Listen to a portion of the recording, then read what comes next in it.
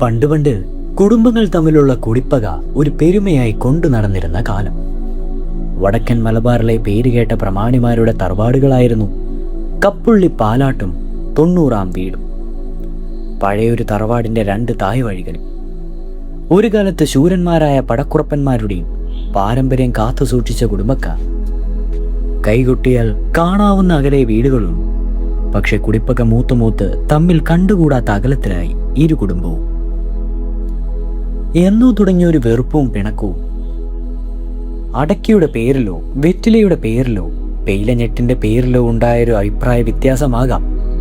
1-2 പറഞ്ഞ് വളർന്ന് ഇടികല്ലും കുഴവിയും പോലെ കഴിഞ്ഞ വീട്ടുകാർ ഇപ്പോൾ തീയും വെടിമരുന്നുമായി മാറി. ആ കുടിപ്പക കുടുംബക്കാരുടെ മുഖമുദ്രയായി മാറിക്കഴിഞ്ഞു. അത്തരം കുടിപ്പകകളുടെ വലിയ പതിപ്പുകളാണല്ലോ ലോകരാഷ്ട്രങ്ങൾ തമ്മിലുള്ളതും. പകയും പക വീട്ടിലുമില്ലെങ്കിലും ലോകവുമില്ല. കപ്പുള്ളി തറവാടും 90-ാം വീടും തമ്മിലുള്ള അകൽച്ചയിൽ നഷ്ടം സംഭവിച്ചത് കപ്പുള്ളിക്കാർക്ക്. അതിന് കാരണക്കാരായ 90-ാം വീട്ടുകാർ കപ്പുള്ളി പാലാട്ടുകാരെ ഒരു പരുവത്തിലാക്കിയതിന്റെ പുളിപ്പിലുമാണ്. പണ്ടങ്കോ തമ്മിലുണ്ടായ ഒരു വഴക്കിൽ 90-ാം വീട്ടിലെ ഏതോ ഒരു അംഗത്തിന്റെ വിരലോ നഖമോ ഒന്ന് മുറിഞ്ഞതിന്റെ വാശിയിൽ വീട്ടുകാർ ഒരു ഭീഷ്മ പ്രതിജ്ഞ ചെയ്തുവത്രേ. മേലിൽ കപ്പുള്ളി പാലാട്ടു വീട്ടിൽ ആന്തരിയായി പിറക്കുന്ന ഒന്നിനെയും പഞ്ഞിപ്പാൽ നുണയിക്കില്ല. 90-ാം വീട്ടുകാരുടെ ഈ കസം പ്രതിജ്ഞ. അത് കാരണം ഇപ്പോൾ കപ്പുള്ളി തറവാട്ടിൽ ആകെ അവശേഷിച്ചിട്ടുള്ളത് പാലാട്ട് കുങ്കിയമ്മ മാത്രം. ഭർത്താവുണ്ടെങ്കിലും 90-ാം വീട്ടുകാരെ ഭയന്ന് അദ്ദേഹം വല്ലപ്പോഴും ഗന്ധർവനെ പോലെ വന്നു പോവുകയുള്ളൂ. പിന്നെ കുങ്കിയമ്മയോടുള്ള സ്നേഹം കൊണ്ട് രഹസ്യമായി ചില സഹായികളും വന്നു പോകും. 90-ാം വീട്ടുകാർ എന്ന കൊടും ഭീകരർ ഇതിനകം തന്നെ കുങ്കിയമ്മ പ്രസവിച്ച 9 ആൺകുഞ്ഞുങ്ങളെയാണ് അവരുടെ മുൻപിൽ വെച്ച് കഴുത്ത് ഞെരിച്ച് കൊന്നുകളഞ്ഞത്. പാലാട്ട് വീട്ടിൽ നിന്നൊരു പട്ടി പുറത്തു ചാടിയാൽ അതാണോ പെണ്ണോ എന്ന് പരിശോധിക്കുവാൻ 90-ാം വീട്ടുകാർ ദിവസക്കൂലിക്ക് ആളെ നിർത്തിയിട്ടുണ്ട്. ഇനി തനിക്കൊരു കുഞ്ഞിക്കാല് കാണാനുള്ള ഭാഗ്യം ഈശ്വരൻ തരുമോ? അതിനെങ്കിലും കണ്ണിൽ ചോരയില്ലാത്ത കയ്യന്മാരുടെ കണ്ണു വെട്ടിച്ച് വളർത്തുവാൻ എന്തെങ്കിലും മാർഗമുണ്ടോ? ആ അമ്മയുടെ നനഞ്ഞ കണ്ണ് പൂജാമുറിയിലെ കണ്ണന്റെ ബിംബത്തിൽ ചെന്നുപെട്ടു. ഉണ്ണിക്കണ്ണന്റെ ജനനവും ദേവിക്കുണ്ണിക്കണ്ണനെ രക്ഷിക്കുവാനുള്ള മാർഗവും കണ്ണൻ തന്നെ ഉപദേശിച്ചതുമായ കഥ അവരുടെ ഓർമ്മയിലെത്തി. അവർ കൃഷ്ണനെ കൈകൂപ്പി പ്രാർത്ഥിച്ചു. ഭഗവാനെ വഴികാട്ടണേ. ഒരു യുക്തി അവരുടെ മനസ്സിൽ രൂപം കൊണ്ടുവന്നു. കുങ്കിയമ്മ 10ാമതും ഗർഭിണിയായി.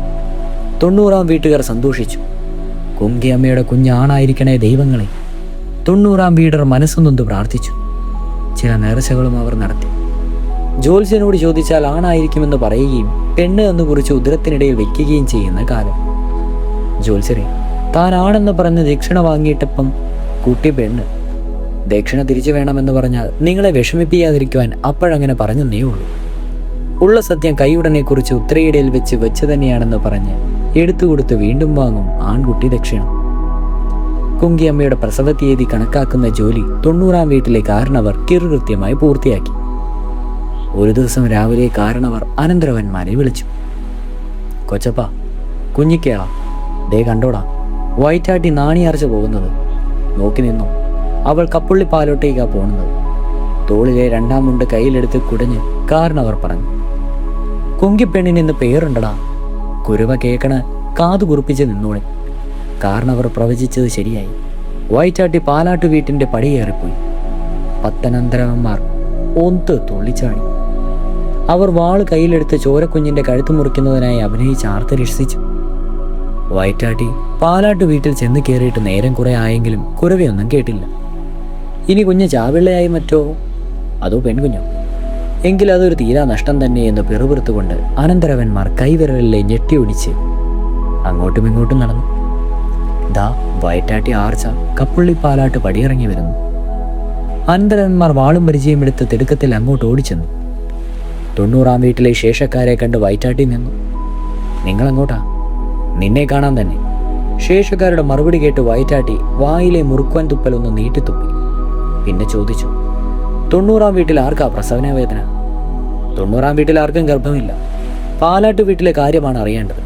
വാൾ വയറ്റാട്ടിയുടെ കഴുത്തിന് നേരെ ചൂണ്ടിപ്പിടിച്ചുകൊണ്ട് അനന്തരവന്മാരുടെ നിൽപ്പ് അങ്ങനെ അങ്ങ് നിൽക്കുകയാണ്. കുങ്കിയമ്മ പെറ്റതാണോ പെണ്ണോ? വേഗം പറ. ആണെങ്കിൽ കുരവ കേൾക്കുമായിരുന്നല്ലോ. വയറ്റാട്ടി തള്ളേ, ഇങ്ങോട്ട് ചോദ്യം വേണ്ട. ചോദിച്ചതിന് മറുപടി പറഞ്ഞാൽ മതി. പിള്ളേരെ, വാളും കീളും കാട്ടി വയറ്റാട്ടിയെ വരട്ടാതെ. നിന്നെയൊക്കെ പൊക്കിൾക്കുടി മുറിച്ച് വാങ്ങിയത് ഞാൻ തന്നെയാണ്. അന്നെൻ്റെ ഈ തള്ളവിരലൊന്ന് അമർത്തിയിരുന്നെങ്കിൽ ഇന്ന് നീയൊന്നും ഈ അരിങ്കൊലയ്ക്ക് ഒരുങ്ങുകയില്ലായിരുന്നു. കുങ്കിയമ്മ പെറ്റത് പെണ്ണ. ആണും പെണ്ണും തിരിച്ചറിയാമെങ്കിൽ ചെന്ന് നോക്ക്. വീണ്ടും കുറെ കൂടി നീട്ടി ഒരു തുപ്പ്. വയറ്റാട്ടി അത്രയ്ക്ക് ഉറപ്പിച്ചു പറഞ്ഞപ്പോൾ അനന്തരവന്മാർ അത് വിശ്വസിച്ചു. വയറ്റാട്ടിയുടെ വർത്തമാനം കേട്ട് അവരുടെ കഴുത്ത് കണ്ടിച്ചാലോ എന്ന ദേഷ്യമായിരുന്നു അനന്തരവന്മാർക്ക്. നാട്ടിലെ ഏത് ഗർഭിണിക്കും ആവശ്യ സേവനത്തിനായി നാണിയാർച്ച എന്ന ഈ വയറ്റാട്ടി മാത്രമേ ഉള്ളൂ എന്നതിനാൽ അവർ സമാധാനപ്പെട്ടെന്നേ ഉള്ളൂ. കപ്പുള്ളി പാലാട്ടെ കുങ്കിയമ്മ പ്രസവിച്ചത് ആൺകുഞ്ഞിനെ തന്നെയായിരുന്നു. അതേ ദിവസം അതേ സമയം അയലത്തൊരിടത്ത് ചിരുത എന്നൊരു സ്ത്രീ ഒരു പെൺകുഞ്ഞിനെയും പ്രസവിച്ചു. വയറ്റാട്ടിത്തലയുടെ സഹായത്തോടെ കുഞ്ഞുങ്ങളെ 90-ാം വീട്ടിലെ കംസന്മാർ അറിയാതെ പരസ്പരം മാറ്റിയിരുന്നു. അയൽ വീട്ടിൽ ഒരു ആന്തരി വളർന്നു കാണുവാനുള്ള കുങ്കിയമ്മയുടെ ദുഃഖത്തിന് അറുതി വരുത്താനുള്ള ആഗ്രഹം ചിരുതയ്ക്കും ഉണ്ടായിരുന്നു. ദിവസങ്ങൾ ചിലത് കഴിഞ്ഞു. 90-ാം വീടർക്കൊരവസരം കൈവിട്ടു പോയതിൻ്റെ നിരാശ കുറച്ചൊന്നുമായിരുന്നില്ല. കൈയുടെ കിരികിരിപ്പ് മാറായികയാൽ കറുപ്പന്മാർ ഒരു ദിവസം കപ്പുള്ളിപ്പാലാട്ട് വീട്ടിൽ ചെന്ന് കയറി കുഞ്ഞിനെ പരിശോധിക്കുക തന്നെ ചെയ്തു. തൊട്ടിലിൽ കൈകളിലൊക്കി കളിക്കുന്ന പെൺകുഞ്ഞിനെ നോക്കി അവർ മീശ മുറുക്കി കണ്ണുരുട്ടി കൈകുടഞ്ഞിറങ്ങിപ്പോന്നു. കാക്കയ്ക്ക് തൻകുഞ്ഞ് പൊൻകുഞ്ഞ് തന്നെയാണല്ലോ. 90-ാം വീട്ടുകാരുടെ ശല്യം കഴിഞ്ഞെന്ന് കരുതി കുങ്കിയമ്മയും ചിരുതയും അവർ നൊന്തുപെറ്റ കുഞ്ഞുങ്ങളെ തന്നെ വീണ്ടും കൈമാറി. ആരും കാണാതെ ഒരു ആൺകുഞ്ഞിനെ എങ്ങനെ വളർത്തിയെടുക്കുമെന്ന് കുങ്കിയമ്മയുടെ മുമ്പിൽ ഒരു വലിയ ചോദ്യചിഹ്നമായി മാറി. ഉത്തരം കിട്ടാതെ ആ അമ്മ തൻ്റെ പൊന്നുമോൻ്റെ കവിളത്തും മാറിലും കണ്ണീർ മുത്തങ്ങൾ അണിയിച്ച് തേങ്ങിക്കരഞ്ഞു. അന്നു രാത്രി കുങ്കിയമ്മ ഒരു സ്വപ്നം കണ്ടു. കയ്യിൽ വെള്ളിച്ചരലും നെറ്റിയിലും മാറത്തും ഭുജങ്ങളിലും ഭസ്മക്കുറിയും പൂശി തീരാളി പട്ടുടുത്ത് കാലിൽ സ്വർണ്ണ മിതിയടിയിട്ട വെള്ളി തലമുടി നീട്ടി വളർത്തിയ ഒരു കാരണവർ മുൻപിലെത്തി കുങ്കിയമ്മയോട് പറഞ്ഞു, കുങ്കിപ്പെണ്ണെ, നീ വിഷമിക്കരുത്. നിന്റെ ദുഃഖങ്ങളെല്ലാം നിന്റെ 10-ാമത്തെ പുത്രൻ തീർത്തു തരും. ഇനി പറയുന്നത് കാതോർത്ത് കേൾക്കുക. ഈ തറവാടിൻ്റെ തെക്കു പടിഞ്ഞാറേ അറയിൽ തറ പാകിയിരിക്കുന്നത് പലക കൊണ്ടാണ്.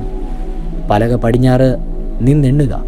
കിഴക്കെത്തുമ്പോൾ ചുമര് ചേർത്ത് 2 പലക മുറിപ്പലക കാണാം. ചുമര് ചേർന്ന മുറിപ്പലകയിൽ നടുവിലായി ഒരു പിച്ചള തകിട് ഉറപ്പിച്ചു വെച്ചിട്ടുണ്ട്. തകിടിൽ വിരലമർത്തിയാൽ പലക 2 അകത്തേക്ക് വലിയും. അവിടെ താഴേക്ക് കോണിപ്പടി കാണാം. ആളിറങ്ങിക്കഴിഞ്ഞാൽ പലക താനെ അടിയും. താഴെ വിശാലമായ അറയാണ്. കാറ്റും വെളിച്ചവും ഒക്കെയുള്ള ഒരു ചെറു മൈതാനം. നിന്റെ മോനെ അവിടെ വളർത്തുക. ആരും അതറിയില്ല. കുങ്കിയമ്മ ഞെട്ടിയുണർന്നു. മുൻപിൽ ആരുമില്ല. കണ്ടത് സ്വപ്നമാണെന്ന് അവർക്ക് ബോധ്യമായി. സ്വപ്നത്തിൽ കണ്ടതും കേട്ടതും ശരിയായിരിക്കുമോ എന്ന് പരിശോധിക്കുവാൻ ആ രാത്രി തന്നെ അവർ വിളക്ക് വിളിച്ച് തെക്കു പടിഞ്ഞാറേ അറയിലെത്തി.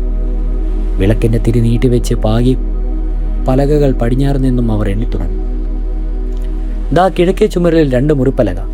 ചുമര് ചേർത്ത മുറിപ്പലകയിൽ മധ്യത്തായി പിച്ചളത്തകിട തെളിഞ്ഞു കാണും. എൻ്റെ പരദൈവങ്ങളെ!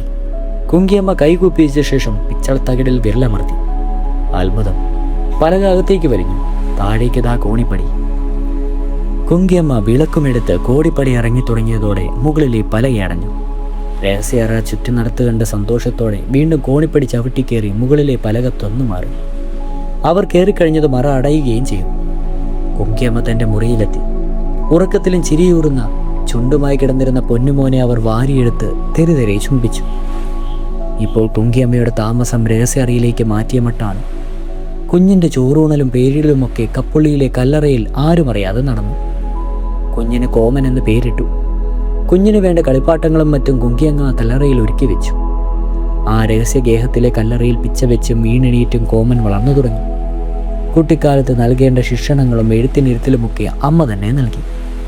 അക്ഷരം പഠിപ്പിച്ചു തുടങ്ങിയ അവനമ്മ പുരാണ കഥകളും തറവാട്ടിലെ ധീരന്മാരായ പടക്കുറപ്പന്മാരുടെ കഥകളും പറഞ്ഞ് വായിച്ചു കേൾപ്പിച്ചു. കല്ലറയിൽ സൂക്ഷിച്ചിരുന്ന അപൂർവ ഗ്രന്ഥങ്ങളും മന്ത്രങ്ങളുമൊക്കെ കോമൻ വായിച്ചു വളർന്നു തുടങ്ങി.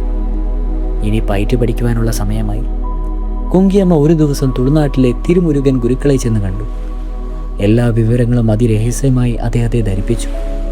കുങ്കിയമ്മയുടെ തീരാ ദുഃഖത്തെക്കുറിച്ച് മുൻപ് തന്നെ കേട്ടറിവുള്ള ഗുരുക്കൾ എന്ത് സഹായവും ചെയ്യുവാൻ ഒരുക്കമാണെന്നറിയിച്ചു.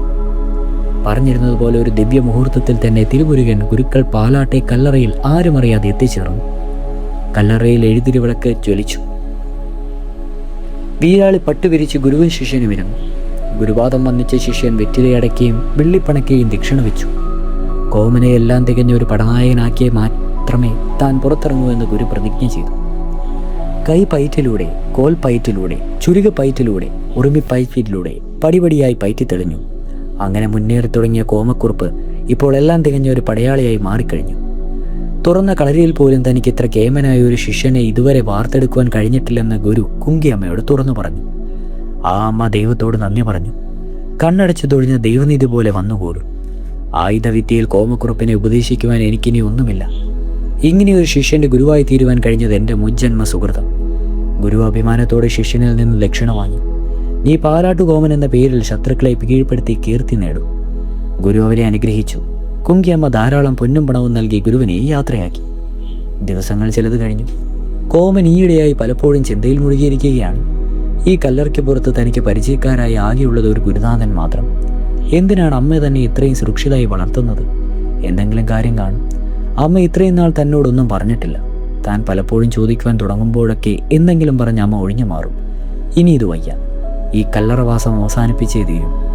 അമ്മ തന്നിൽ നിന്ന് ഒളിച്ചു വയ്ക്കുന്ന രഹസ്യം എന്തായാലും അത് തന്നെക്കുറിച്ചുള്ള എന്തോ കാര്യമായ ഭയപ്പാടാണെന്ന് കോമൻ വിശ്വസിച്ചു. അന്ന് രാവിലെ അമ്മ അവന് പാൽക്കഞ്ഞി വിളമ്പി വെച്ചു. ചൂട് പാൽക്കഞ്ഞിയിൽ പനം കൽക്കണ്ടം ചേർത്തിളക്കി പ്ലാവില കുമ്പിളിൽ കോരി കോമൻ ഒരു കവിൾ കുടിച്ചു.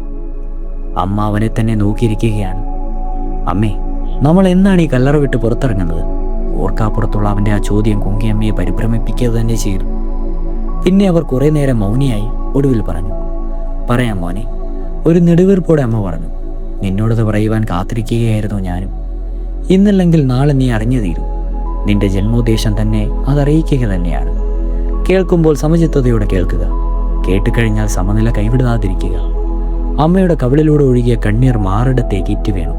കോമന്റെ കണ്ണു നിറഞ്ഞു.